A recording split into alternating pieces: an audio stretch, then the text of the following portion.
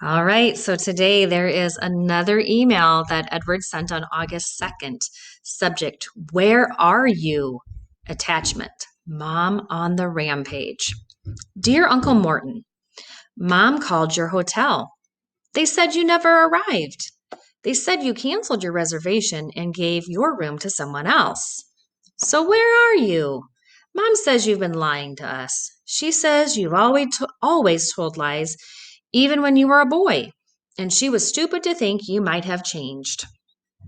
I don't know what to say, Uncle Morton. I was sure you hadn't lied to us. I don't believe you're a liar, but if you're not staying at the Hotel Splendid,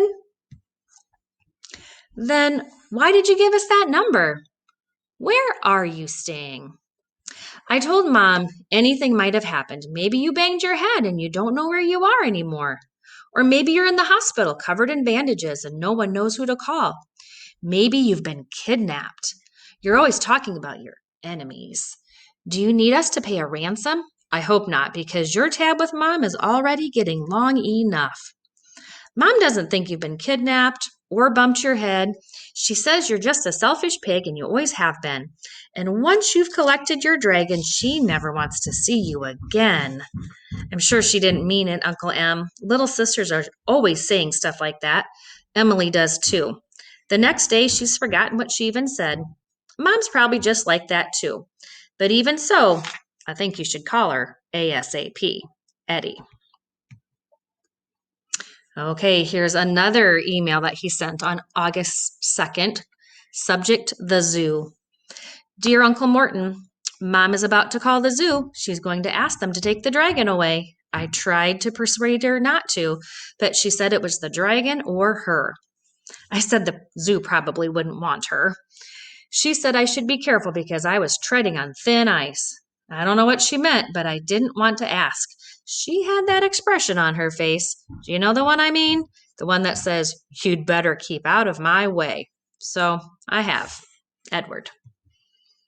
Okay, here's another email he sent on the same day. Don't worry, Mom and the dragon is the picture he attached. Dear Uncle Morton, the zookeepers aren't coming. They thought Mom was joking. When they realized she was serious, they thought she was crazy. Finally, they hung up. So she called the animal shelter, but they didn't believe her either. They said, there's no such thing as dragons.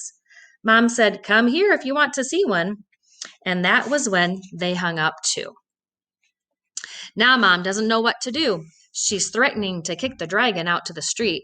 I said she couldn't just leave the poor, defenseless dragon out in the street where anything might happen to him. I've got to do something, she said, or I really will go crazy. What if he bites the neighbors? What if he eats one of the twins? It's true. He could easily pull them out of their stroller. They live across the street and they're only 8 months old. With teeth like his, he could gobble them up in a moment. I know you said he'd never harm another living creature, but that wasn't true, was it? What about Jemima? Uncle M, I must have written you 10 messages by now. Could you please write back? Eddie. Well, how do you think Eddie is feeling? He's sent 4 emails in one day. Do you think Uncle Morton is ever going to reply? How would you feel if you were Eddie? Maybe you can leave a comment and tell me how you think Eddie is feeling right now. All right, I hope you enjoyed today's reading, and I will see you again tomorrow.